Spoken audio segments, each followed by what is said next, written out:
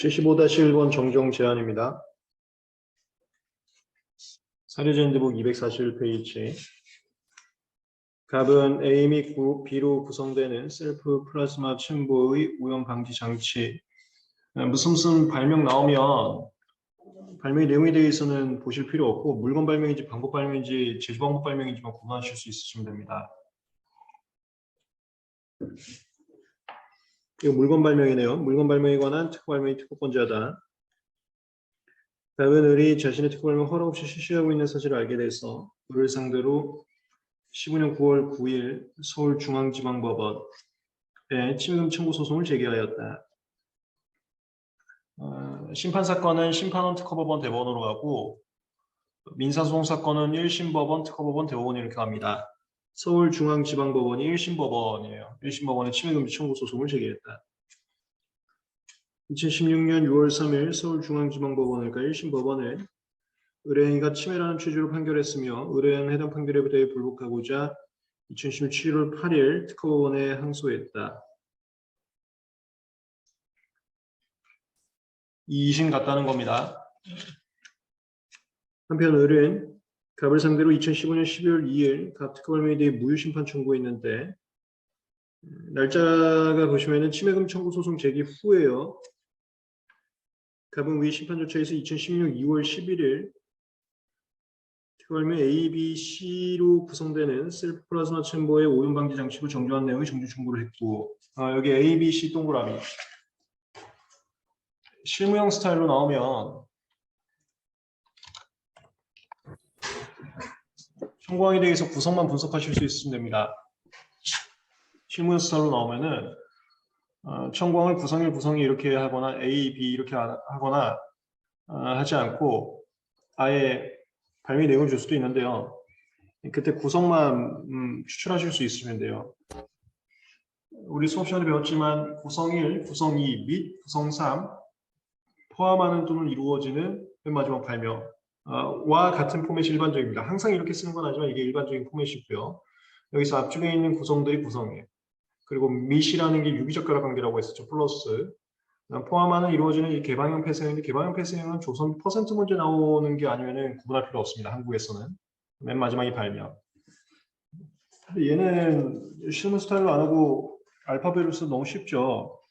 처음에 A 플러스 B였는데 A가 구성 1, B가 구성 2, 밋이 유기적 결합 관계. 그거를 무효심판 들어오자 A, B 및 C, A 플러스 B 플러스 C, 플러스 C를 더 추가한 겁니다. 이걸 뭐라 그러죠? 구성요소 부가 있다는 한정이라고 합니다. 구성요소 부가 있다는 한정. 정정한 내용을 정지 청구했고 심판원은 2016년 11월 18일 위 정정 청구를 인정하고 의뢰 청구를 기각하는 심결을 했다. 이건 정정을 받아줘서 청구를 A 플러스 B 플러스 C로 해준 거고 의뢰 청구를 기각했다는 것은 A 플러스 B 플러스 C는 무효 사유가 없다는 소리입니다.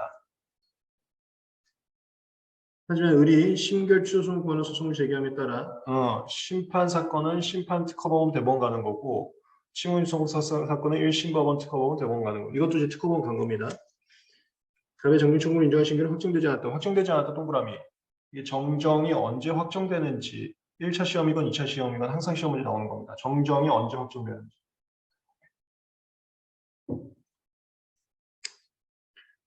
위 사실관계에 기초해서 다음으로 답하시오. 공부가 어느 정도 되신 분들은 여기까지 읽자마자 어떤 판례인지 추출하실 수 있으시면 공부가 굉장히 된 거죠. 이거 보자마자 떠오르면 좋은데 우리 판례노트에 있는 그 사건 있죠.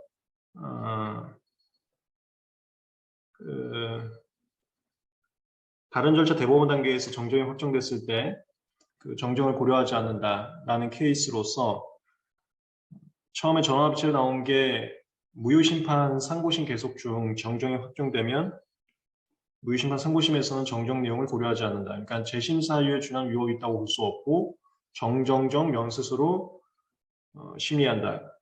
그게 제일 먼저 나왔고 그 다음에 얘가 좀 복잡한 사안으로 나왔어. 얘는 무효심판이 아니고 침해소송. 침해소송하다가 침해소송 대법원 상고심 계속 중 정정이 확정됐을 때 어떻게 되는지 그 사건의 판례입니다. 그 사건 판례를 모티브로 해서 나온 문제입니다. 1번 의뢰 무효심판 사건에 대한 2016년 11월 18일 기각신결. 아까 무효사유가 없다라는 거요. 내용을 고려했을 때 갑의 침해금 청구 소송권에서 특허법원 얘가 지금 11월 18일 기각신결이 나왔죠. 11월 18일 당시 이 침해소송 사건은 7월 8일에 특허법원에 들어가 있기 때문에 특허법원 단계입니다. 그래서 이 11월 18일자 기각신결을 고려했을 때 침해소송 사건 특허법원에서 심리해야 되는 특허발 및 내용을 특정하시오가 지금 11월 18일자 기각신결에서 정정을 허용했단 말이에요. 정정을 허용하는 신결이 나왔을 때 침해소송 사건에서는 정정 전후로 해야 되냐 정정 후로 해야 되냐 이건 거예요. 이 문제죠. 지금 우리 문제 읽으면서 동그라미 한번 해봤고요. 그 다음에 이제 초안 잡겠습니다. 초안은 정답 판단 기준 우위로 잡으시면 되는데 정답은 A 플러스 B로 해야 됩니다. A 플러스 B로 해야 돼요. 정답은 A 플러스 B로 해야 됩니다. 정답은 A 플러스 B로 해야 되고요. 왜냐하면 아직 정정이 확정이 안 됐잖아요. 정정이 확정이 안 됐기 때문에 다른 절차에서는 A 플러스 B로 해야 됩니다. 참고 내용 좀 말씀드릴게요. 무효심판이야. 무효심판에서 정정 청구를 했어요. 근데 그 정정 청구가 정정 요건이 만족되면 무효심판에서는 A 플러스 B 플러스 C로 무효사유를 봐야 돼요. 이거 이해되세요? 그게 정정 청구의 특이점이에요. 무효심판 안에서 정정 청구를 했어요. 그러면 그 무효심판 안에서는 정정이 확정되지 않았다 하더라도 정정 요건을 만족한다고 보면 정정 후로 심리해야 됩니다. 무효심판을 A 플러스 B에 대해서 청구를 했습니다. 근데 특허권자가 A 플러스 B 플러스 C로 정정을 했어요. 근데 이 정정 요건을 만족한다고 보면 심판원은 A 플러스 B 플러스 C로 무효사유 여부를 심리해야 됩니다. 근데 그게 아니라 침해소송이 다른 절차예요. 무효심판이 아닌 다른 절차. 다른 절차에서는 확정되지 않았으면 무조건 정정 전후로 하는 거예요. 현재는 그 무효심판에서 정정 청구를 허용한 신결에 대해서 특허법은 불복으로 올라갔기 때문에 정정이 확정이 안 됐어요. 문제에서 줬었죠. 정정이 확정이 안 됐다. 그러면 다른 절차, 침해소송 특허법원에서는 무조건 정정 전후로 해야 됩니다. A 플러스 B로 침해 여부를 판단을 해야 됩니다. 정답은 A 플러스 B로 판단한다고요. A 플러스 B로 판단한다. 그 다음에 판단 기준은 제 공식에 따르면 5점 당 1목자 또는 묻는 바대로 잡는 건데 6점입니다. 6점이면 제 공식 5점 당 1목자에 따른 목차가 2개가 필요합니다. 일단 메인 목차는 그 정정이 확정되지 않았으면 정정 전후로 심리해야 된다. 이게 메인 목차. 정정이 확정되지 않았으면 정정 전후로 심리해야 된다. 메인 목차고 그러면 목차 하나 더 필요하잖아요. 두 번째 목차가 정정이 그걸 언제 확정되는가. 이거 1차 시험에 굉장히 많이 나왔었죠. 여러분들 그거 기억나세요? 1차 시험에서? 독립적인 정정심판과 다르게 무효심판 내에서 사이드로 진행한 정정 청구는 무효 여부가 확정될 때 함께 확정된다. 이런 문장 기억나세요? 그게 정정 청구의 확정 시기의 특이점 내용입니다. 그거 이 두 번째 쓰는 거예요. 정정 청구는 무효 여부가 확정됐을 때 확정이 됩니다. 지금 무효 여부에 대해서 특허법원은 불복 올라갔기 때문에 특허법원에서 정정 여부에 대해서 다투지 않는다 하더라도 정정 확정된 게 아니에요. 그렇게 목차 2개. 판단 기준은 제 공식에 따르면 5점 당 1목차 또는 묻는 바대로 잡으시면 되는데 이 문제 같은 경우는 6점이고요. 6점이면은 5점에서 10점 사이이기 때문에 2목차가 필요합니다. 완목차는 정정이 확정되기 전에는 정정 전후로 심리한다. 이게 메인 목차, 완목차 잡고 그 다음에 투목차가 하나 더 필요해요. 투목차는 정정 청구는 정정이 도대체 언제 확정되는지 이거는 무효 여부 확정됐을 때 함께 확정된다 라고 쓰시면 됩니다. 의의는 이게 정정 내용이니까 정정으로 의의를 잡으시면 돼요. 여기까지가 목차였습니다. 정답 치고 판단 기준 제 공식에 따라서 5점 당 1목차 또는 묻는 바대로 잡고 목차가 2개 이상이면 각 목차를 포괄할 수 있는 포괄적 쟁점으로 의의를 잡는다. 정정으로 의의를 잡았어요. 여기까지 질문 있으세요?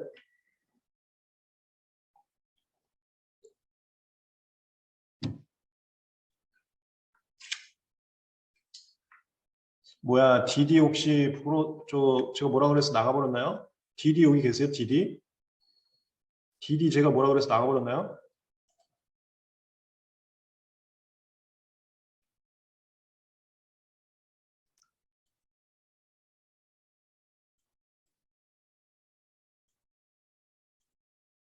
이거 왜 저는 발표가 안 되는 거죠? 두 번째 목차에서 그럼 대비 방법으로 서술하는 게 좋다고 하셨으니 정정심판과 달리라고 쓰신 거죠.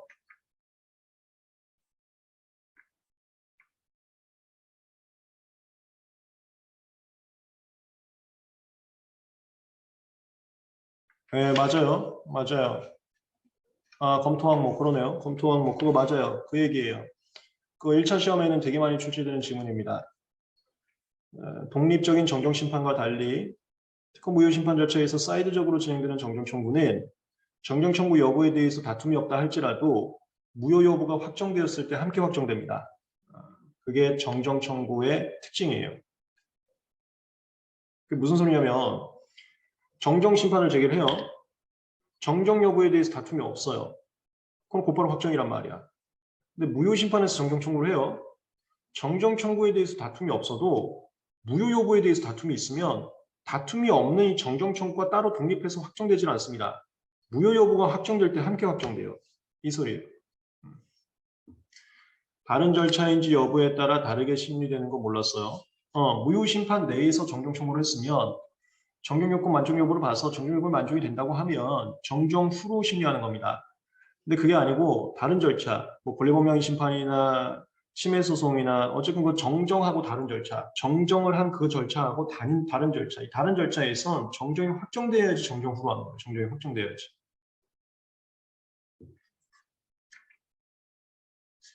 저도 오늘 그거 확실하게 적어가네요. 네. 그런 내용으로 판례가 있나요?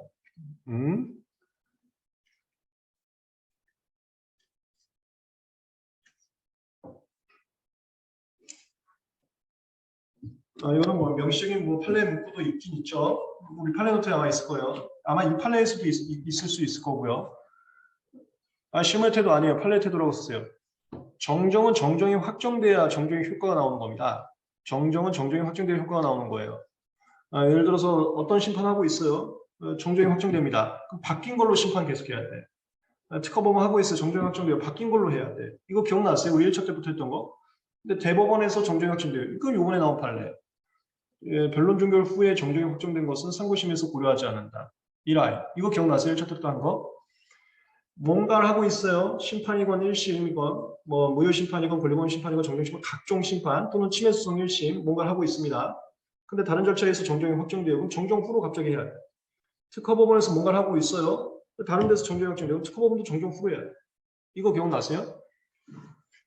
정정은 확정돼야 효력이 발생하는 겁니다. 확정돼야. 확정되지 않으면 효력이 발생하지 않아요. 효력이 발생하지 않은 다른 절차에서는 정정 후로 심리해서는 안 됩니다. 그거는 판례의 태도라고 쓰면 돼요. 판례의 태도. 판례. 법령의 태도라고 써도 되고요. 법령의 태도. 정정 확정돼야 효력이 발생하는 겁니다.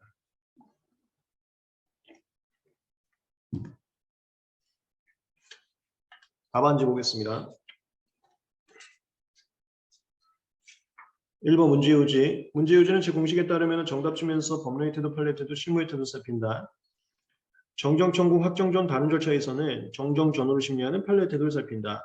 정답 치면서 법령의 태도, 판례의 태도, 실무의 태도를 살핀다.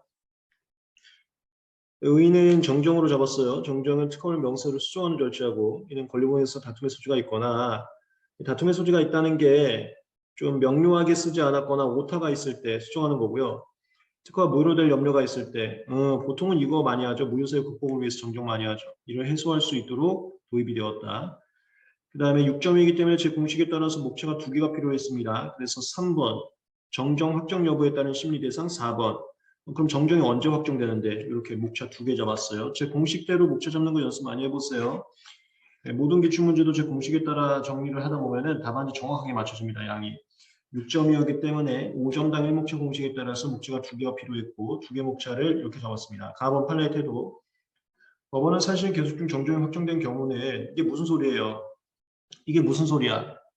심판 단계나 특허법원 단계나 1심 법원 단계에서 정정이 확정되면 정정 후로 갑자기 대상이 바뀝니다. 근데 대법원 단계에서 정정이 확정되면 무시해요. 그걸 써놓은 거예요. 사실심 단계에서 정정이 확정되면 정정 후 발명으로 심리한다.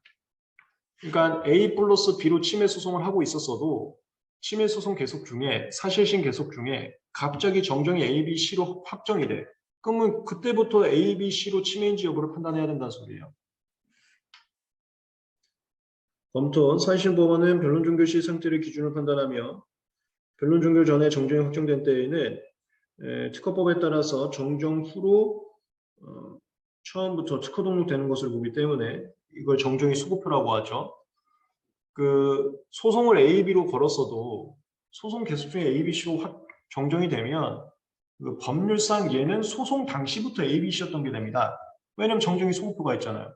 그래서 처음부터 A, B, C였던 거기 때문에 A, B, C로 지금이라도 판단을 해야 된다는 소리예요. 근데 여기 지금 변론 종결 전 이런 얘기는 왜 나왔어요? 그 아까 얘기했잖아요. 상고심 단계에서 정정이 확정되면 정정을 인정하지 않아 무시해요. 그 이제 변론 종결 후에 정정이 확정된다고 하죠. 그 판례하고 구분하기 위해서 변론 종결 전에 정정이 확정되었으면 정정의 소급표가 있기 때문에 정정 후 명세서로 심리함이 타당하다 이렇게 하는 거고.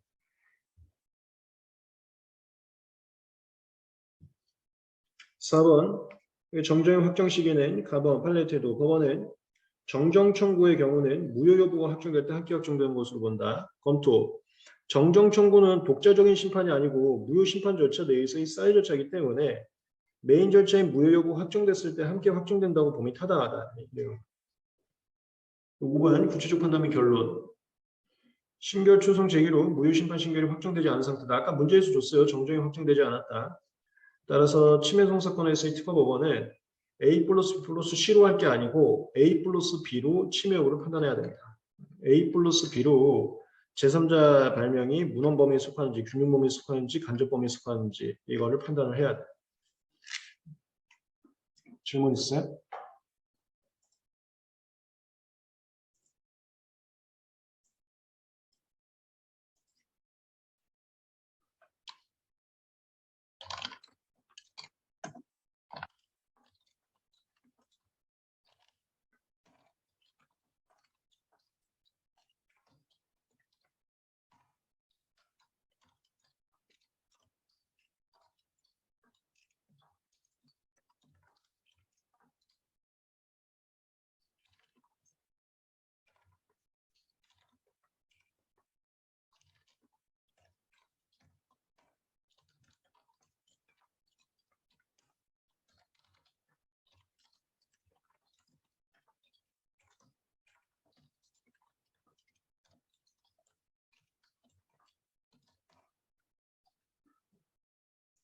오늘 유튜브 올라가나요? 오늘 거 올려볼까요? 일단 녹화는 하고 있어요. 오늘 거 올려볼까요?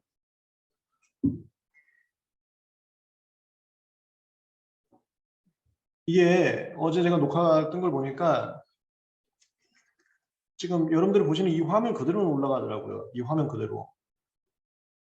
근데 지금 여러분들 누구도 얼굴 안 나오고 있으니까 뭐 괜찮으시죠?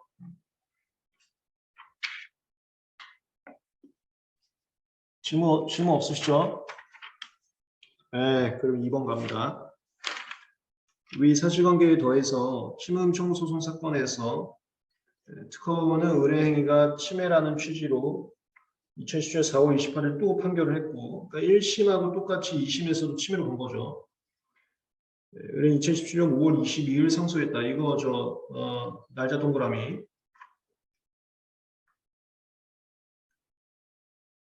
한편 특허 무효심판 사건에서 특허법원은 정정을 인정하고 또 인정했어요. 무효사유가 없다. 또 무효사유가 없다고 했어요. 판결했으나 을이 2010년 5월 22일 또 불복했다. 불복했다 동그라미. 이게 확정이 안 됐다는 소리입니다. 그러다가 2010년 9월 21일 대법원 기합하는 확정. 이거 9월 21일 동그라미. 이때 침해음청 소송 사건에서 대법원은 2017년 4월 28일 판결, 이게 특허법원 판결이에요. 침해 사건에서 특허법원 판결, 재심사에 준하는 위법이 있다고 볼 수 있는지 설명하고 상고심에서 심리해야 되는 특허 발명 내용을 특정하시오. 이게 이제 제가 말하는 묻는 바 문제입니다. 판단 기준이 5점 당일 목차 또는 묻는 바대로 잡아오고 있는데 지금 문제가 묻는 바 문제 판단 기준. 이거 한번 해볼까요? 이거 1차 시험에도 되게 많이 나올 판례입니다. 2차 시험에도 원래 진작에 나왔어야 되는데 너무 유명하다 보니까 아직 안 나왔는데 정답 0.1초 만에 나오면 좋습니다. 지금 침해 소송 사건 특허법원 변론 종결 후에 정정이 확정됐어요. 특허법원 변론 종결 시는 정확하게 날짜가 안 좋습니다. 다만 특허법원 판결 시점이 4월 28일이야. 그럼 변론 종결 시점은 4월 28일보다 전이란 소리거든요. 4월 28일보다 전이란 소리인데 정정 확정 시점이 9월이에요. 9월 21일. 때문에 어떻게 보더라도 특허법원 변론 종결 후에 정정이 확정된 겁니다. 특허법원 변론 종결 후에 정정이 확정되면 정정이 확정됐다는 사정만으로 재심사를 준한 위법이 있다고 보질 않고 상고심에서 심리하는 대상은 정정 무시합니다. 정정 전후로 합니다. 정정이 확정됐음에도 불구하고 정정 전후로 하는 그 논리적이지 않은 판례 나왔다 했죠. A 플러스 B로 침해 여부 판단해야 돼요. A 플러스 B로 침해 여부 판단해야 됩니다. 정정이 확정되었음에도 특허권자의 악의적인 정정 행위로 인해서 절차 지연을 방지시키고자 다소 논리상 의문이 있는 판례 나왔죠. 이게 정답.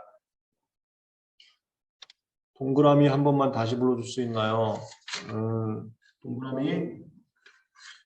이거 동그라미 제가 무슨 취지에서 말씀드렸냐면 이 판례의 결론을 저거예요. 침해소송 사건 특허법원 변론 종결 후에 정정이 확정됐다. 이거 동그라미 치는 거거든요. 그러니까 정정 확정 시점이 특허법원 변론 종결 전이냐 후냐 얘 동그라미 해야 돼요.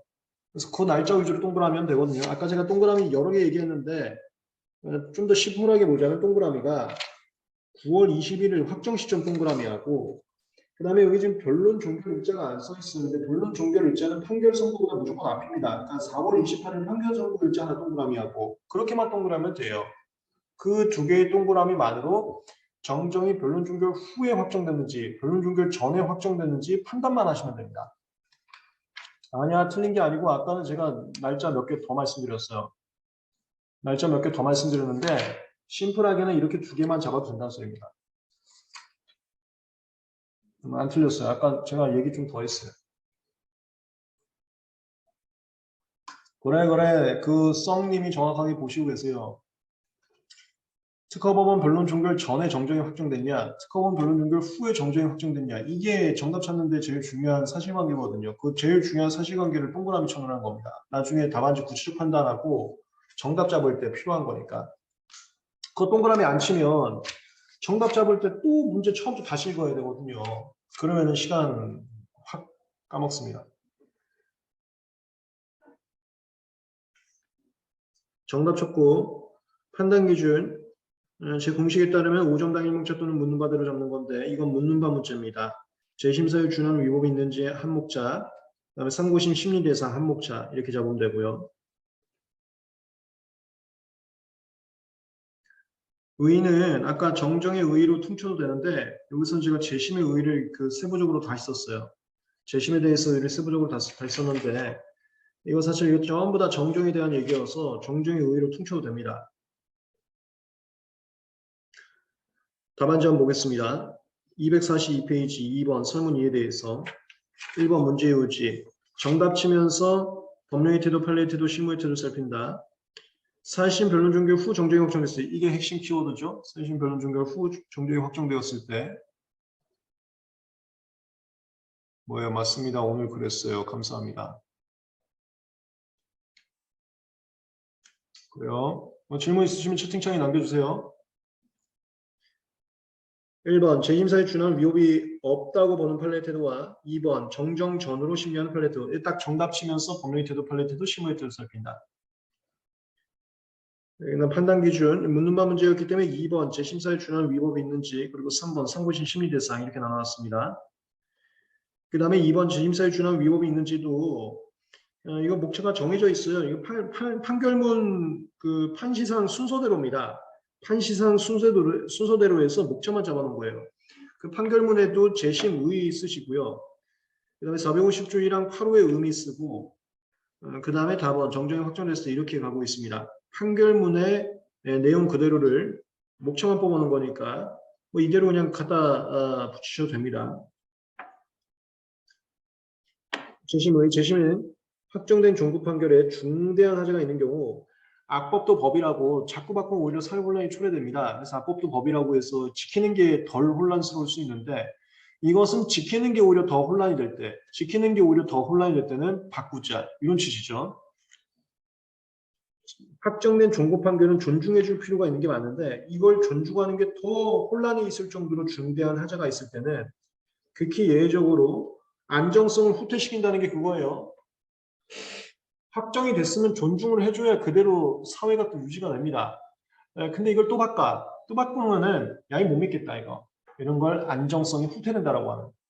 안정성이 후퇴될지언정 하자를 시정하는 것이 더 중대한 이게 저울질이 이거예요. 저울질이 이거. 우리 논리기법이 A면 B, B면 C, C면 D 꼬리물기 아니면은 저울질, 공평, 그 다음에 이게 더 중요하다니까 이거 위주로 보자. 그 다음에 어제 했죠. X라고 보면 부정적이기 때문에 X는 아니다. 지금 논리기법이 이겁니다. 이게 더 중요하다 이거예요. 지금 확정된 판결을 바꾸면 안정성이 후퇴될 수 있어요. 하지만 확정된 판결 그대로 하면은 더 중대한 하자가 있습니다.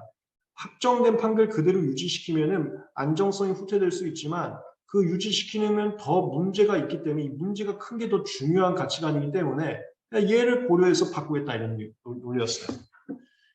이게 재심 의의에 대해서 써놓은 문장이고요. 이해하셨으면 이제 외우시면 됩니다. 그 다음에 4번 여기서 문제가 됐던 재심 사유가 451조랑 8호예요. 판결의 기초가 된 행정처분이 변경될 때 판결의 기초가 된 행정처분이 변경될 때란 당해 판결에서 사실인정 자료가 된 행정처분이 변경된 때를 말한다. 사실인정의 자료가 되는 행정처분이 뭔데요? 그거에 대해서 너무 깊게 가지 마세요. 이거는 지금까지도 실무에서는 세미나를 하고 있는데 저희 제약 분야는 지금도 실무에서 세미나를 하고 있는데 세미나를 하면은 많은 분들이 논리적인 모순점과 비판론을 많이 지적하는 게 이 판례입니다. 그래서 이 판례를 너무 깊이 있게 수험적으로 접근할 필요는 전혀 없어요. 왜냐하면 실무에 있으신 제가 그 세미나에 참여했을 때는 고등법원에 계신 판사님이셨는데도 판사님들도 이거에 대해서 논리적 모순점과 비판론적 견해들을 업계에서 제기하고 있습니다. 그래서 이 판례는 각각의 문장과 상황 자체를 뜯어보면서 분석하실 필요가 수험적으로는 전혀 필요가 없어요. 그래서 단순함기가 좀 필요한 사안이긴 합니다. 사실인정의 자료, 이 핵심 키워드만 잡아주세요. 사실인정의 자료가 소급적으로 변경됐다를 말하고 2번 사실인정의 자료가 되었다란 그 행정처분이 당해 판결에 사실인정에 영향을 미치는 것을 말한다. 근데 정정이 확정되라는 것은 행정처분에 의해서 변경됐는데 이 행정처분은 사실인정과 상관이 없는 거다. 이렇게 가요. 450조 1항 8호는 사실인정과 관련된 게 소급적으로 변경돼야지 지심사유에 해당하는 건데 정정이 확정되면은 그 청구한 내용을 행정처분이라고 합니다. 청구한 내용이 소급적으로 바뀌어요. 행정처분이 바뀐 때 맞는데 450조 1항 8호에 해당하는 행정처분이 아니라는 소리예요. 그러니까 이 사건의 사실인정이 기초가 된 행정처분은 아니라는 소리예요. 그러면서 뭐라고 하냐? 그럼 무슨 행정처분인데? 심리 대상과 관련된 행정처분이다. 이렇게 얘기를 합니다. 심리 대상과 관련된 행정처분일 뿐이지 사실인정과 연관된 행정처분이 아니다. 그래서 451조 1항 8호에서 말하는 행정처분은 아니다. 행정처분도 맞고 소급적으로 변경된 것도 맞지만 451조 1항 8호에서 말하는 그 행정처분이 바뀐 데는 아니다. 이런 식으로 갑니다. 243페이지 답은 과거 법원은 이 정정의 확정을 450조 1항 8호의 행정처분에 변경된 대로 봤었어요. 그래서 얘는 지금 확정은 안 됐지만 만약에 확정된다면 재심사유에 해당할 정도로 중대한 하자가 있기 때문에 확정되기 전에는 무조건 이거는 불복시켜야 된다. 이런 취지입니다. 재심사유를 준하는 위법이라는 게 아직은 확정이 안 됐기 때문에 재심이란 단어를 쓸 수가 없어요. 그렇지만 이게 만약에 이대로 확정이 되면 재심 사유가 해당될 정도로 되게 큰 잘못이 있는 상태이기 때문에 바꿔야 된다. 라는 취지로서 재심 사유 준하는 위법이 있기 때문에 판결을 파기해야 된다. 판결을 없애버린다면 파기한다고 하죠. 그런 표현을 쓴 거예요. 과거 법원은 정정 확정을 451조 1항 8호의 행정처분 변경태로 봐서 재심 사유 준하는 위법이 있다고 해서 곧바로 판결을 파기했었다. 근데 최근 법원은 정정 확정을 451조 1항 8호에서 얘기하는 행정처분이 변경된 때는 보지 않는다. 그래서 정정이 확정됐다는 사정만으로 판결을 곧바로 파기하지 않고 재심사에 준하는 위법이 있다고 보질 않고 있다. 이 검토 1번 정정이 확정되면은 소급표는 있다. 하지만 특허결정, 특허결정이라는 게 우리 지금 청구범위 정정했잖아요. 그 청구범위를 특허결정이라고 표현했습니다. 특허 결정은 그러니까 지금 청구 범위는 심리 대상일 뿐 판결의 기초가 된 사실인정의 대상이 아니다. 사실인정의 대상이다. 심리 대상일 뿐 사실인정의 대상이 아니다. 사실인정의 대상과 뭔지는 제가 아까도 말씀드렸지만 너무 깊이 있게 뜯어볼 필요 없다고 했습니다. 그냥 이렇게 나누셔서 외우세요. 451년 8호에서 말하는 건 사실인정의 대상이 바뀌어야 되는데 지금 정정에 의해서 바뀐 것은 사실인정의 대상이 아니고 심리 대상이 바뀐 것뿐이기 때문에 행정처분이 변경될 때는 맞지만 451년 8호에서 말하는 행정처분이 변경될 때는 아니다. 2번 이게 메인입니다. 또한 과거 판례 태도에 따르면 특허권자가 아무 때나 정정을 해갖고 특허번의 결론을 뒤집어서 굉장히 지연됐어요. 이거 제가 수업 시간에 말씀드렸죠. 무효사건 하면 대법원에서 무조건 정정심판을 했었습니다. 세트 매뉴얼처럼 했었습니다. 그럼 한 1, 2년 질질 끌렸어요. 근데 이렇게 질질 끌리면 예를 들어서 무효심판 청구인이 좀 약자 회사예요. 약자 회사는 시간이 끌수록 지칩니다. 지치면 공정한 정의를 행사하기 전에 무너져요. 저번에 우영우 변호사 우영우 드라마 얘기한 적 있죠. 우영우 드라마 실용신한 추론을 갖다가 침해금지 가처분하고 놀라운 얘기했던 거. 이래서 침해 사건은 변리사가 안 하면 큰일 난다고 하면서 우영우 드라마 얘기했었잖아요. 침해 사건은 변호사 쪽에서 하면 큰일 날 수 있다. 변리사가 해야 된다. 실용신한 추론 상태에서 침해금지 가처분을 하고 있다. 그 사건에서 가처분 결정이 나서 다 집행을 하고 그 다음에 불복이 돼갖고 다시 집행이 풀립니다. 불복해서 집행이 풀리거든요. 그랬을 때 이런 말이 나오죠. 집행이 풀렸어도 우리는 이미 가처분 결정으로 집행 한 번 당했을 때 결국 지금은 집행이 풀려서 우리가 정의롭다는 게 판단이 됐지만 이미 그렇게 안 좋은 판단이 났을 때 우리는 회사 망했습니다. 그게 현실하고 똑같아요. 나중에 아무리 무효가 된다 하더라도 당장 지금 절차에서 질질 끌리고 무효가 안 되고 있으면 나중에 무효가 되는 것은 큰 의미가 없을 때가 많아요.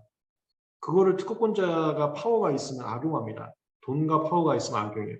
그걸 굉장히 안 좋게 본 거예요.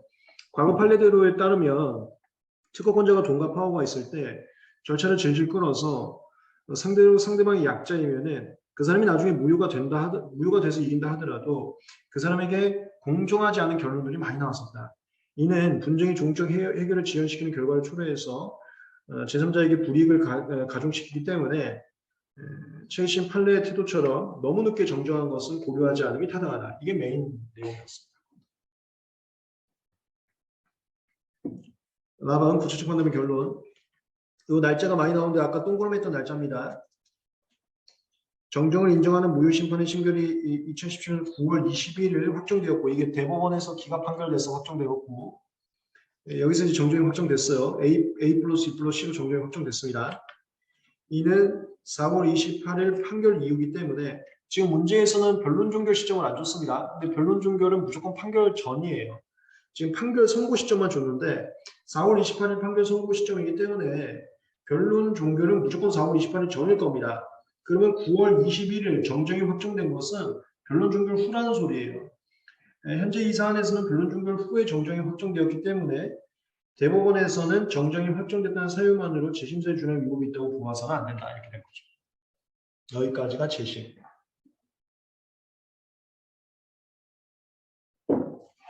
그 다음에 심리대상. 판례제도 법원은 변론 종결 후에 정정이 확정된 것을 고려하지 않았습니다. 그냥 정정 전으로 판단해버렸어요. 검토. 이 검토는 판결문에 자세하게 안 써 있어요. 그래서 제가 만든 검토긴 하고요. 그 다음에 아까 1번 문제하고 연관됩니다. 1번 문제에서도 검토 칠 때 변론 종결 시냐, 변결 종결 시냐, 막 이런 얘기 나왔었잖아요. 이거하고 연결되는 겁니다. 침해 소송에서는 판단의 표준 시점이 사실 변론 종결 시인데 지금 정정 확정은 변론 종결 이후에 벌어졌기 때문에 고려하지 않는 판례의 태도가 타당하다. 이렇게 친 거예요. 이건 뭐 논리적인 검토라기보다는 판결문에 검토가 안 써 있다 보니까 제가 여러분들 수험적으로 외우기 쉬운 검토를 만들어 드린 겁니다. 다시 말씀드려요. 만약에 침해 소송 사건이 특허법원 단계야. 특허법원 단계에서 변론 종결 전에 A, B, C로 정정이 확정돼요. 그러면 특허법원에서는 A, B, C로 침해 여부 판단해야 됩니다. 그때도 검토 똑같이 쓰는 거야. 침해 소송에서는 판단의 기준 시점이 사실심 변론 종결 시이므로 변론 종결 전에 정정이 확정되었으면 그와 같은 사정을 고려해서 정정 후 명세서로 판단해야 된다. 이렇게 쓰면 되는 거예요. 검토가. 그리고 지금 문제. 만약에 변론 종결 후에 정정이 확정됐습니다. 그럼 또 똑같습니다. 침해 소송에서의 판단 기준 시점은 사실 변론 종결 시임으로 변론 종결 후에 정정이 확정됐으면 이러한 사정을 고려하지 않는 판례 태도가 타당하다. 일단 수험적으로 외우는 건 이렇게 외우자는 거예요. 이 논리가 맞는지 아닌지는 업계에서 말이 많습니다. 수험적으로 이렇게 외우자는 거죠. 왜냐면 어제도 말씀드렸었네요. 제가 판례에 대해서 비판하는 판례들은 제 개인적으로 더 많습니다. 하지만 수험적으로는 웬만한 판례를 타당하다고 치는 게 여러분들 외우시기 쉽습니다. 이 판례도 비판하는 분들이 많고 저도 잘 이해는 안 되지만 타당하다고 치는 게 수험적으로 외우기 좀 편해서 다 타당하다고 친 겁니다. 타당하다 치다 보니까 검토에 있어서 얼마나 논리적이고 얼마나 깔끔한지는 조금 넘어가시고 편하게 외우시기만 하시면 될 것 같아요. 무슨 소리인지 이해되시죠? 저는 이 사건에 대해서는 판례로서 이렇게 결정하기보다는 판례로서 결정하면은 지금 업계에서도 여러 가지 사안을 가정적으로 얘기하면서 이런 판례 결론에 따르면 이 사안은 어떻게 되는데 이 사안은 어떻게 되는데 이 사안은 어떻게 되는데 모순점들을 지적하고 있단 말이에요. 그래서 이런 경우는 판례로서 할 게 아니라 개정법으로 해야 되는 사안이라고 봅니다. 법 개정으로서 136조 2항을 다시 개정해야 돼요. 136조 2항을 수업 시간에 말씀드렸었죠. 136조 2항을 다시 개정해서 변론 종결 후에는 아예 정정 심판 못하게 막아버려야 됩니다. 개정 다시 해야 돼요. 왜냐하면 특허권자 질질 끕니다. 저도 옛날에 할 때 대법원 가면 거의 8, 90% 특허권자가 정정 심판 걸었습니다. 진작에 걸었어도 됐는데 대법원 가서 겁니다. 이걸 악용하는 거죠. 이 상황을.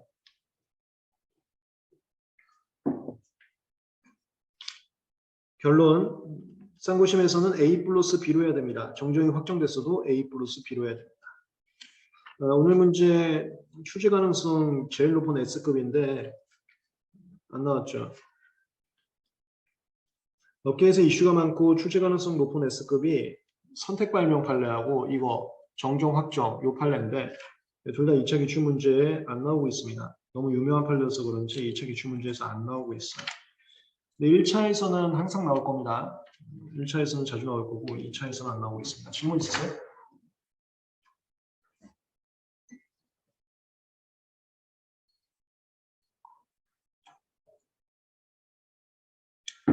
질문. 멋있는 질문 주세요. 유튜브에 올렸을 때 우리 또 당당하게 올리게. 멋있는 질문 좀 주세요.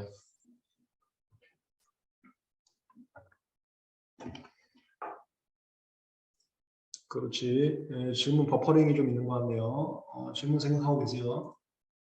답안지 한번 볼까요?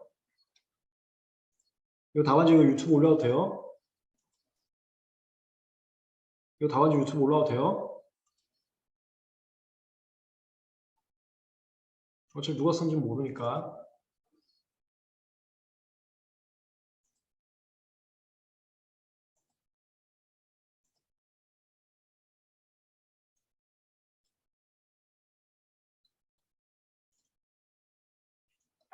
문제유지 다른 절차에서 이게 이제 침해 소송 얘기하는 거지. 침해 소송에서 정정 확정 전에는 정정적 명수수시면 정확하게 잘 썼어요. 정답 치면서 팔레트 쌓기도 잘했고 정정의의로 잘했고 명수 수정하는 거 무효사유 극복을 위해서 특허권자 보호를 위해서 만들어줬다. 잘 썼고 그 다음에 여기가 제공시 5점당 1목차에 따르면 목차가 2개가 필요했습니다. 그리고 기억 니은은 좀 어색한데 그냥 가라고 해주시면 안 될까요? 가. 우리가 서면 쓸 때 심판성 서면 쓸 때 3번, 가번, 반가로 1번, 반가로 가번 이런 식으로 하거든요. 이 기억 말고 가번이라고 써주면 안 될까요? 정정 확정이 사실시 계속 중 확정된 경우는 정정 후로 한다. 뭐 이것도 맞는 말이죠. 근데 지금은 정정 확정이 안 됐으니까 정정 전후로 해야 된다. 그리고 뭐 이것도 뭐 맞는 소리죠. 하여튼 정정이 확정돼야 정정 명수로 보는 건데 지금 정정이 확정이 안 됐기 때문에 정정 전후로 볼 수밖에 없다. 조금 더 풀이하자면 정정이 확정돼야 정정의 효과가 나오는 건데 지금 정정이 확정이 안 됐기 때문에 정정의 효과가 나와서는 안 되니까 정정 전후로 보는 것이다. 이렇게. 그러면 정정 언제 확정되는데? 정정 청구는 무효가 확정될 때 함께 확정된다. 그 심판의 확정 시, 뭐 그래도 뭐 어색하지 않아요. 좀 무효 여부의 판단 확정 시에 함께 확정된다. 정정 청구는 무효 심판에 수반돼서 부수적으로 진행되는 절차이기 때문에 독립된 절차로 진행되는 정정 심판과 달리 따로 확정될 수 없다는 잘 썼어요. 결론은 무효신결 확정 전이기 때문에 정정이 확정이 되지 않아서 다른 절차에서는 정정의 효과가 나오면 안 되니까 정정 전으로 심리해야 된다. 잘했어요. 뭐 아주 잘 썼는데. 2번 문제의지 정답 치면서 범위태도 판례태도를 살핀다. 상고심에서 정정이 확정된 경우 이렇게 써도 돼요. 그럼 뭐 제일 메인은 변론 종결 후 정정이 확정된 경우, 사실 변론 종결 후 정정이 확정된 경우 재심사에 준한 위험이 있다고 보지 않고 이게 정답 쳤고 상고심에서는 정정 전 명시서 심리한다. 정확하게 잘 썼습니다. 정답 치면서 범위태도 판례태도 실무태도 살핀다. 그 다음에 이번 문제 같은 경우 제 공식에 따랐을 때 묻는 바 문제였기 때문에 묻는 바대로 목적을 잡았으면 됐고 요 기억 니은 디귿 말고 가나다. 재심 의의부터 시작하는 것은 판결문에 이렇게 되어 있기 때문에 판결문 그대로 박은 겁니다. 재심은 판결에 하자가 있어서 확정된 판결을 번복하는 것이 사실 혼란을 초래할 수는 있지만 그럼에도 불구하고 유지하는 게 더 혼란이 있을까봐 바꾸는 절차를 말한다. 잘했고 지금 여기서 이슈가 된 게 451조 8항 486조 8호인데 판결이 기초받아 행정처분이 변경된 때 재심 사유를 보고 있다. 판례에서는 과거 법원은 정정 확정을 판결에 기초받아 행정처분이 변경을 봤었는데 최근 판례에서는 그렇게 보고 있지 않다. 상고심에서 정정이 확정인 경우 미국은 없다고 본다. 그러니까 450조랑 8호로 보고 있지 않다. 451조 검토. 그 정정 확정이라는 행정처분은 판결의 심리 대상이 바뀐 것 뿐이지 판결에 기초가 사실 인정이 바뀐 게 아니다. 그냥 그렇게 치면 돼요. 특히 과거 판례대로 가면 특허권자가 다른 절차, 지금은 침해소송 절차죠. 침해소송 절차의 결론을 실질 지연시킬 수 있어서 제3자에게 불이익이 나타나는 결과가 있어서 굉장히 비판적이었다. 그래서 최신 판례가 이런 특허권자의 악의적인 절차 지원을 방어하는 측면에서는 굉장히 타당하다. 이렇게 치는 거죠. 허용할 수 없다. 괜찮아요. 뭐 타당하지 않다, 부당하다 뭐 이렇게 하면 돼요. 그래서 최신 판례 태도가 이 측면에서는 타당하다. 상고심 계속 중 확정된 정정은 고려하지 않고 정정 전으로 간다. 그렇게 해도 되고 사실 변론 종결 후에 확정된 정정은 고려하지 않고 정정 전으로 간다. 왜냐하면 침해 소송의 심리대상 사실 변론 종결시 기준이기 때문에 사실 변론 종결 후에 정정이 확정된 사정을 고려하지 않은 판례 태도가 타당하다. 그냥 이것도 논리성을 떠나서 그렇게 외우는 게 좋다고 그랬습니다. 그래서 결론은 정정 전 A 플러스 B로 한다. 이렇게 정정 전으로 한다고 써도 좋고 사실 제 사회자님도 그렇게 안 써 있었는데 그냥 A 플러스 B로 한다. 이렇게 하면 더 좋고요.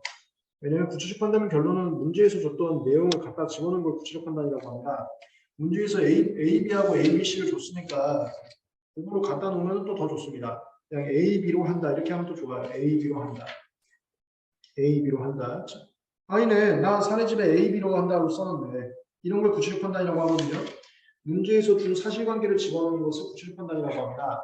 그래서 A, B라는 단어를 써주면 더 좋습니다. 그걸 구체적 판단이라고 하거든요. 구체적 판단. 구체적 판단 목차라는 게 문제에서 준 사실관계를 법 적용하는 것을 구체적 판단이라고 합니다. 그래서 문제에서 준 사실관계를 이 목차에서는 좀 언급해 주는 것이 이 목차의 본질에 맞습니다. 전반적으로 굉장히 잘 썼습니다. 굉장히 잘 썼어요. 참고 답안. 참고 답안은 그거 좀 특이한 상황도 나온 거죠. 만약에 대법원에서 A 플러스 B로 심리해야 돼요. A 플러스 B로 심리했더니 침해야. 근데 특허원 비침해라고 했잖아. 근데 A 플러스 B로 했더니 침해야. 그러면 특허원 판결을 파기하고 특허법원을 환송시킵니다. 환송됐을 때 그럼 특허법원에서 다시 사실심 변론 종결이 잡혀요. 그러면 이 사실심 변론 종결 전에 한참 전에 대법원 전에 여기서 정정이 확정돼 있잖아. 그러면 파기환송된 특허법원 사건이라고 하거든요. 파기환송된 특허법원 사건에서는 A, B, C로 다시 심리를 해요. 그게 결론 이후의 청구답안입니다.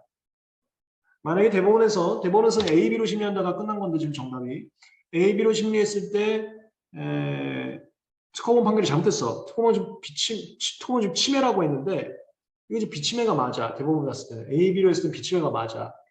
그러면은 대법원은 판결을 파기하고 특허본을 환송을 해요.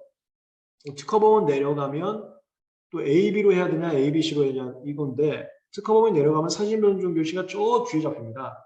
근데 지금 정정이 확정되어 있는 상태잖아요. 그러면 A, B, C로 다시 심리한다. 이거서. 그렇죠. 새로운 사실변종 기준이 다시 나오기 때문에 특허법원으로 내려가면 특허법원 관점에서는 사실변종 기준이 다시 나와요. 대법원에서 끝나면은 사실변종 기준이 저 전에 있던 걸로 끝인데 대법원에서 판결을 파기환송하고 특허법원으로 내려가면 사실변종이 다시 나옵니다. 그 다시 나오는 그 시점 때문에 심리 대상이 바뀔 수가 있는 거예요. 되게 특이하게 된 거죠.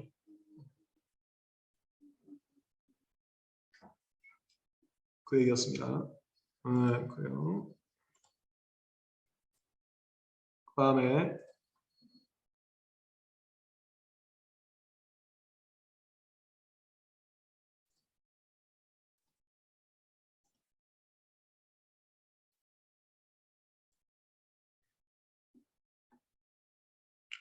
문제유지 정정 청구가 확정되지 않은 경우 다른 절차 침해송 절차에서는 정정전 명세서 심리한 정답 치면서 팔레트도 정확히 잘 썼고요. 정정의 명서 수정하는 절차고 부유 사유 극복을 위해서 특허권자 위해서 만들어서 잘 썼고 5점당 1목차 공식에 따른 목차가 2개가 필요했었는데 팔레트도 법원은 사실 계속 중 정정이 확정되면 정정 후로 하는 거고 정정이 확정되지 않았으면 정정 전후로 하는 건데 검토 사실 변론 종결 시 상태를 기준으로 판단하는 게 맞기 때문에 사실 변론 종결 시 기준으로 정정이 확정됐으면 정정 후 정정이 확정되지 않았으면 정정의 효과 자체가 나오지 않았기 때문에 당연히 정정 전후로 하는 것이 타당하다. 이렇게 그럼 정정이 언제 확정되는데 법원은 무효 여부 확정될 때 같이 확정된다고 본다. 검토 이거는 독립된 정정심판과 다르게 무효심판 절차 내에서 무속으로 이루어지는 거기 때문에 정정만 따로 확정될 수가 없고 무효와 함께 확정된다고 보는 것이 타당하다. 다 무난하게 잘 쓰네요. 구시판단의 결론. 지금 심취소 계속 중인 바 그렇지 이런 게 이제 구조적 판단이에요. 설문에 있었던 내용을 갖다 집어넣는 거죠.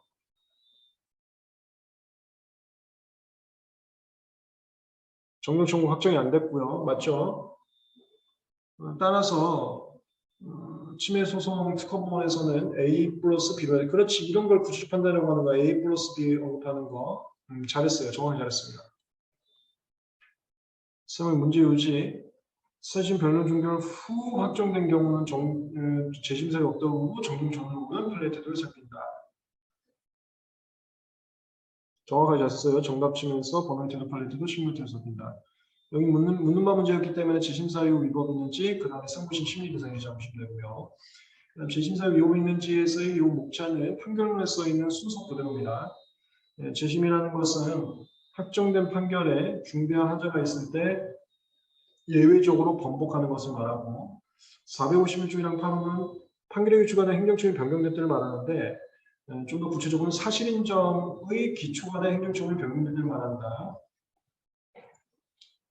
과거 법원은 정정 확정을 판결의 기초가 된 행정처분으로 봤었는데 최근 법원은 판결의 기초가 된 행정처분을 보지 않는다.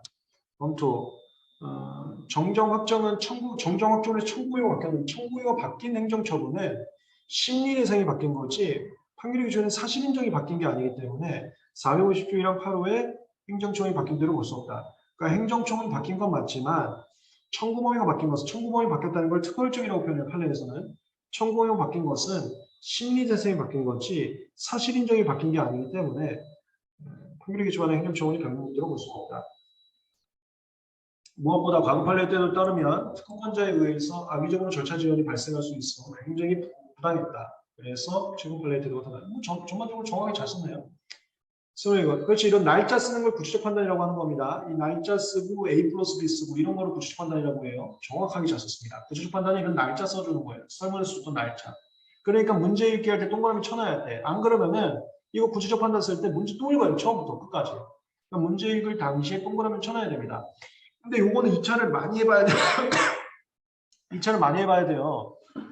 2차를 많이 해보면 특히나 이제 제사례제인법을 완벽하게 외우시면은 문제에서 이거 어색한데? 그러니까 이게 정확하게 부질 판단에다 쓸 내용인지 아닌지를 처음에 읽을 때 정확하게 잘 모르는데 사례제인법을 외우다 보면 뭔가 느낌이 이상한데 이런 게 와요. 그럴 때 동그라미 쳐놓는 거예요. 계속 하다 보면 문제 읽을 때 느낌이 옵니다. 이게 이상한데 동그라미 쳐놓으세요. 그래야 구체적 판단이라는 목적 자체가 설문순 사실관계 쓰는 건데 이 사실관계 쓸 때 문제를 처음부터 다시 읽을 필요 없고 동그라미 보면서 빨리 쓸 수가 있습니다. 상고심 대상 여기도 구체적 판단 및 결론 넣어주시고요. 사회심 변론 종결 후에 정정이 확정되면 정정 전후로 한다. 판단 기준이 사실 변론 중이기 시기 때문에 사실 변론 중 후에 정정이 확정된 것은 고려하지 않는 판례도 타당하다. 그래서 정답 A 플러스 B로 한다. 이렇게 A 플러스 B로 한다. 두 분 다 굉장히 잘 썼습니다. 질문 되게 잘 썼어요. 이 정도면은 수석입니다. 진심으로 이 정도면 수석.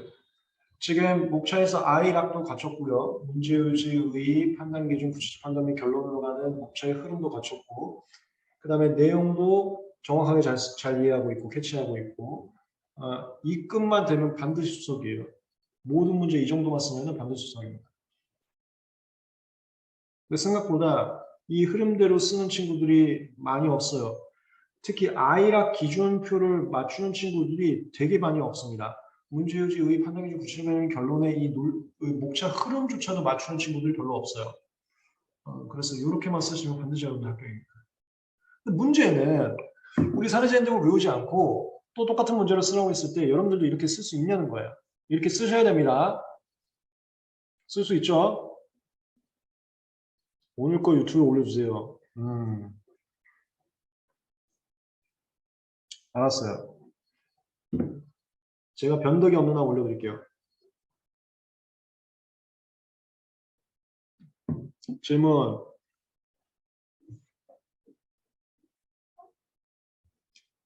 질문 없어요? 다 이해되셨어요? 내용에 대해서 이해되셨어요? 이해되셨으면 암기하는데 분명히 수월할 거거든요. 암기 수월할 것 같아요? 괜찮아요? 암기? 암기 충분히 할 것 같아요? 오늘 재심사에 주는 위험이 있는지는 판결문 거의 그대로 써놓은 거기 때문에 이해가 돼야 되지만 암기가 쉬울 겁니다. 거의 그대로 쓴 거여서. 그러니까 굉장히 긴 판결문 하나를 외운다는 느낌으로 가시는 거예요. 그래서 이해가 됐어야지만 암기가 될 거거든요. 이해가 되지 않으면 저렇게 긴 문장 암기하는 게 굉장히 어려워요. 설문이 키워드, 동그라미 날짜, 동그라미 하면 되는 거예요, 날짜. 문제 읽을 때 동그라미요. 판례 암기. 판례 암기가 사실 인정하고 심리 대상. 사실 인정하고 심리 대상. 사실 인정하고 심리 대상. 정정에 의해서 청구 범위가 바뀐 걸 특허 결정이라는 표현을 써요. 정정에 의해서 청구 범위가 바뀐 걸 특허 결정이라고 표현을 씁니다. 판례에서. 그 특허 결정이 바뀐 걸 행정처분이 바뀐 때라고 하고요.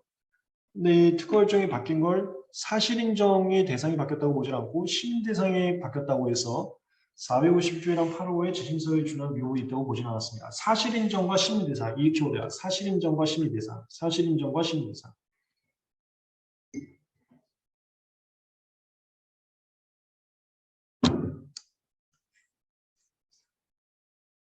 질문 없으시면 가볍게 상담이나 개인적인 궁금한 몇 개 주시고 오늘 마치죠. 상담이나 개인적인 궁금한 주세요. 한두 개 받고 마치겠습니다. 돌싱글즈 끝나겠다. 맞지? 돌싱글즈 보세요. 돌싱글즈 보세요. 돌싱글즈. 10시 하잖아요. 보세요.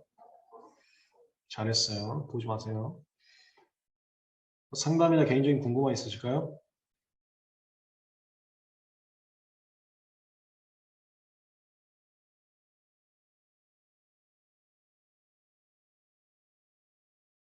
어, 9월 평일. 그렇지. 이제 내일부터 9월 평일인데,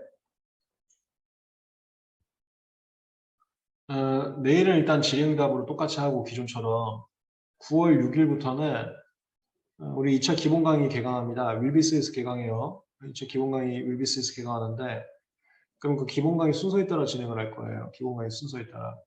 지금 제 2차 기본서는 아직 안 나왔고요. 기본 강의 진행할 때는 PDF하고 프린트물 드릴 겁니다. 그럼 이제 PDF가 나갈 건데 그 PDF에 대해서 수업 시간에 설명을 하고 수업 시간에 거의 보강격으로 조금 더 설명을 드리고 그 다음에 질의와 상담, 개인적인 궁금한 이렇게 받고 마칠 거예요. 그동안에는 그냥 질의, 여러분들의 질의만으로 구성을 했었는데 9월 6일 이후부터는 우리 2차 커리큘럼에 맞춰서 제가 아예 여러분들이 물어보지도 않아도 제가 아예 수업의 보강격으로 설명을 좀 드릴 겁니다. 수업의 보강격으로 설명을 드리고 그 다음에 간단하게 질의응답과 상담과 개인적인 궁금함을 조금 비중을 줄여갖고 살짝 바꾸고 마무리 지을 거예요.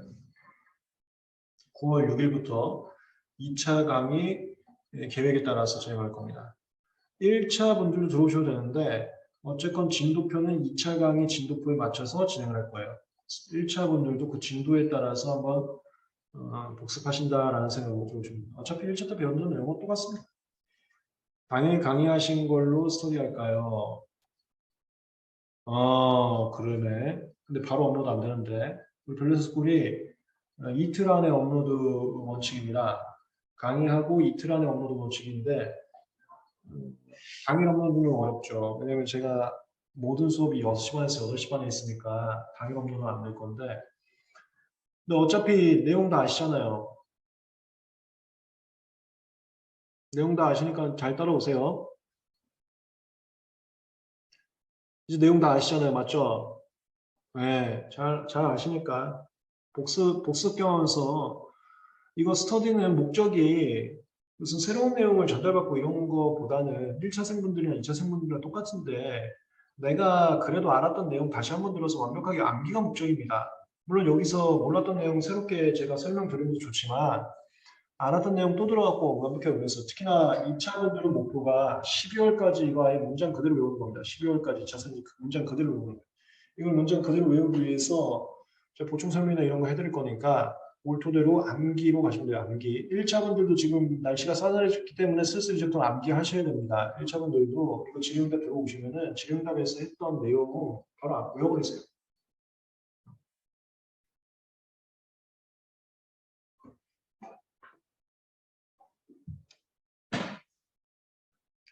유혹을 떨쳐내는 좋은 생활 습관 팁. 그렇지. 유혹이 있으면 많은 거예요. 유혹은 연습 좀 하셔야 돼. 그러니까 내가 내가 예를 들어서 합격을 하려면 그래서 뭐 1억 시간이란 걸 써야 돼. 근데 이 1억 시간이라는 것은 내년까지 이 날짜를 잡았을 때 반드시 오늘 하루 6시간 이상 공부를 해야 돼. 예를 들어서 그럼 오늘 하루 6시간 공부를 안 했다. 그럼 무조건 내년 떨어진다고 생각하시면 되는 거예요. 그걸로 유혹을 떨쳐내는 거죠. 제가 드리는 조언은 대부분이 최악을 피하자는 기준점 하에 드리고 있습니다. 그래서 이런 벼랑 끝 전술 이런 걸 많이 드리거든요.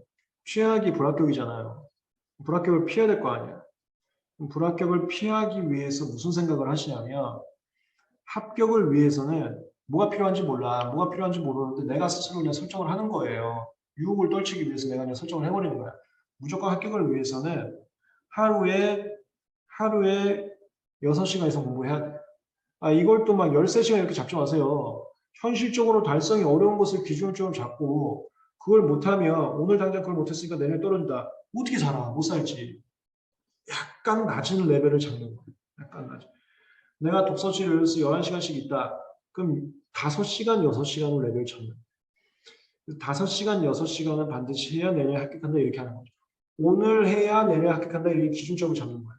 이 기준점을 잡고 이걸 내가 본능이 거부할 거란 말이에요. 본능이 유혹으로 가고 싶으면 내가 잡았던 기준점을 내 본능이 머릿속에서 지워버릴 겁니다.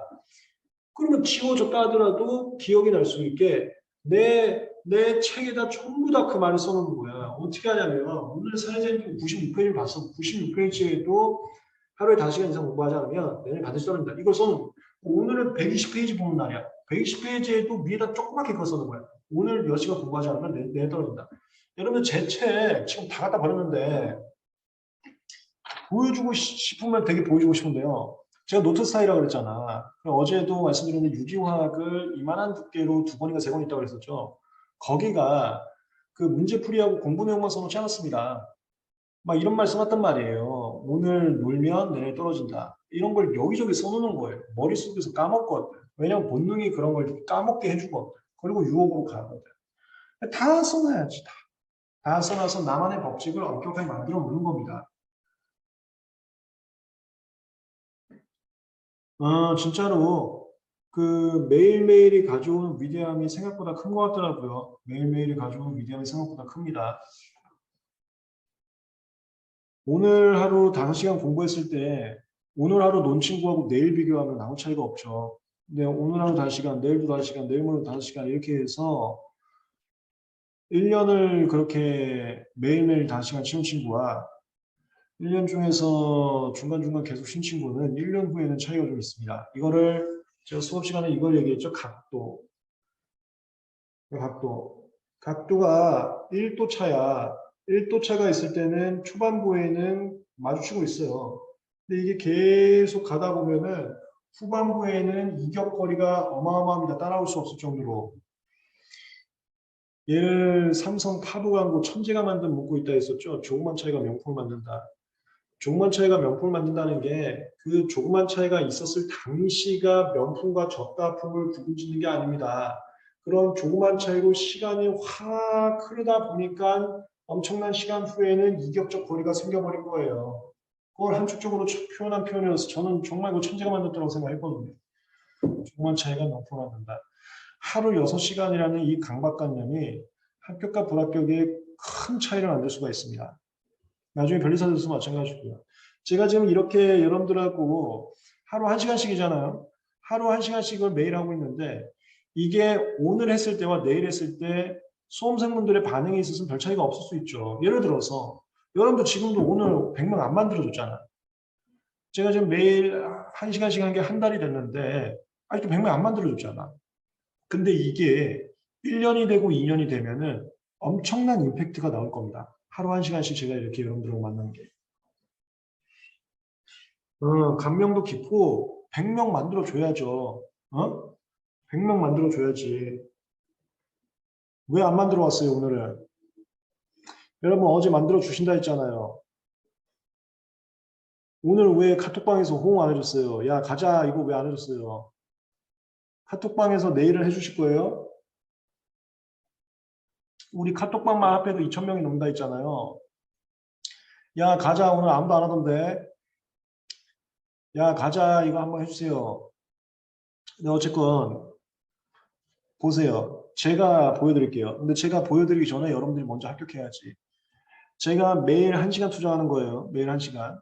이 매일 1시간이 나중에 어떤 격차를 일으켰는지 여러분들 한번 보세요. 이걸 보기 전에 무조건 먼저 합격하시고 이게 큰 차이를 가져올 겁니다. 큰 차이를 가져올 겁니다.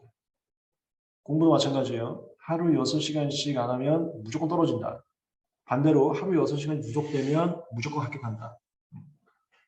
근데 지금 유혹을 떨치라고 하니까 말씀드리는데 하루 6시간씩 하면 합격한다. 이 생각을 갖지 마세요. 그거 말고 하루 6시간 안 하면 무조건 떨어진다로 잡으세요. 이게 유혹을 떨쳐낼 때 훨씬 더 좋습니다. 뭔 소리인지 알겠죠? 제가 수업 시간에도 워커홀릭의 특성에 대해서 말씀드렸었는데 워커홀릭이라는 게 일을 좋아해서 하시는 분들도 있지만 그게 아니고요. 내가 오늘 하루라도 최선을 다하지 않으면 순간 망할 수 있다는 그 논리를 아시는 분들이에요. 그분들이 대다수가 워커홀릭입니다. 물론 일이 재밌어서 워커홀릭 하시는 분들도 있겠지만 오늘 하루라도 쉬면은 내가 읽어왔던 대단한 가치들이 한순간에 무너질 수 있다는 것을 그 법칙을 아시는 분들이 워커홀릭이 됩니다. 그분들은 오늘 내가 6시간씩 꾸준하게 하면 언젠가 위대한 일을 하겠지라고 생각하는 게 아니고요. 오늘 내가 6시간도 일을 하지 않으면 내가 지금까지 쌓아온 것도 다 망하지 않을까라는 생각을 많이 해요. 저도 마찬가지고요.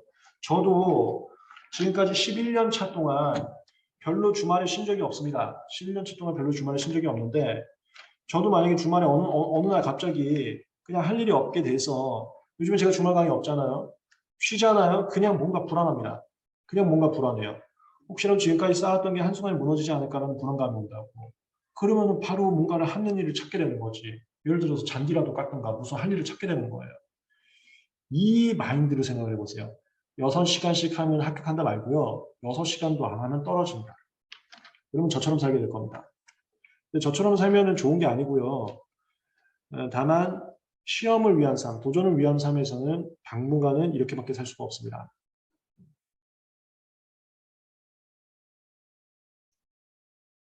그 마인드, 그걸로.